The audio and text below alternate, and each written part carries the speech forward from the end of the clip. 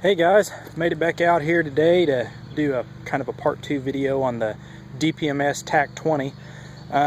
As you can tell, there's a few upgrades on the rifle. Changed out the butt stock for one of the Magpul fixed rifle stocks. On those, there's nothing you have to buy special. Just the one that's for the AR-15 will fit these, which is what that one's for. Put a different handguard on it. Went with an Omega Tactical. It was 80 bucks, and for 80 bucks I don't see how you could go wrong with it. It is a 15-inch model. I wanted something longer than the standard 12 so it would cover the gas block and everything from where I removed the front A2 sight, kind of give it a more clean look. And I did install a Rock River 2-stage national match trigger, and so far that's been the biggest help. The trigger that comes in these guns from the factory is not the greatest at all, and I know that you guys that do have these rifles would probably go along and agree with that. They are a little less to be desired. They work, but nothing for precision work, that's for sure. The Rock River 2-stage trigger you can pick up for less than about $100, and it's well worth the money. Especially if you don't feel like dropping the big money on a Timney or Geisley or whatever, which I didn't have. So, but at any rate, took it out and shot it a little bit more today. Got it out to 200 yards finally, and did very well. I do know that had some guys asking about different ammo and stuff like that, and the best groups that I've gotten so far have been with my hand loads, which is to be expected. But some of the groups that I shot today were with some factory ammo as well, and as you can see from these targets here, get the camera here, I shot this one here. Now this was at 200 yards, and that was with a 168 grain Hornady hollow point boat tail bullet with 42.5 grains of varget, and that's 1.554 inches, and that is at 200 yards. So these rifles can shoot. Now I will say, whenever that barrel starts getting warm, accuracy does suffer quite a bit. It's not bad, but you take a rifle shooting, MOA or a pinch under, and it easily opens up to over an inch to close to 2 inches. But it's not a heavy barrel gun. It's a, what I would call a sporter barrel. So I mean, that's kind of to be expected. I shot that same load today with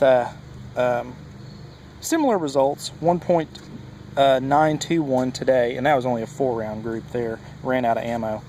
I did shoot some Federal Gold Medal match and was not impressed at all. That's about way worse than what I had expected from that load. I've had good results with that particular load in the past. Now I will say that it did not like cycling the Federal Gold Medal match. I know it's probably due to being a precision load, but I haven't had much trouble out of the other stuff. And one of the loads that I really like, but it's really hard to find, is that Hornady steel match. And this is in 150 grain hollow point boat tail, and that's pretty good for some steel cased ammo. But one thing you got to understand, and a lot of people don't realize about that Hornady match, steel match, is that it's the same load as what they're putting in their brass cased ammo. It's just a different case. They're just using a steel case to get the price down. And if you can find it, it runs about, I've seen it anywhere on sale from $39.99 per 50 all the way up to about $55 per 50.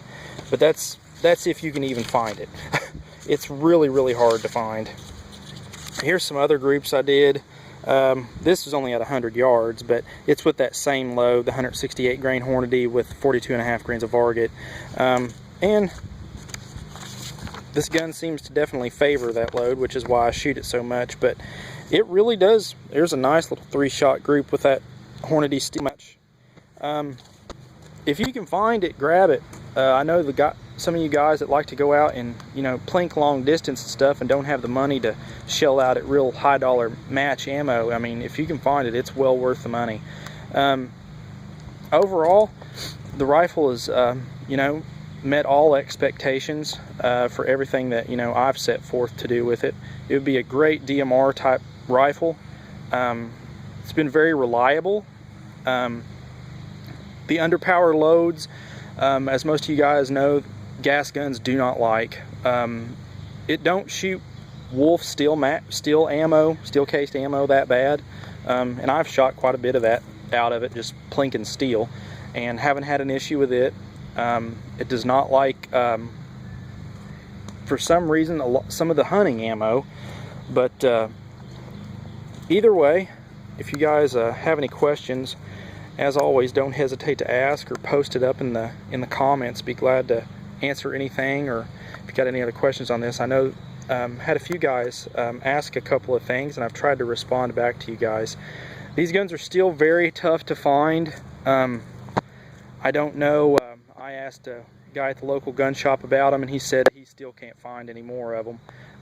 So if this is a model that you're wanting and you come across one, be sure to snatch it up, because they're not very easy to come by. Again, thanks guys for watching. If you got any questions, feel free to post them up or shoot me an email. Be glad to help you. Thanks. Bye.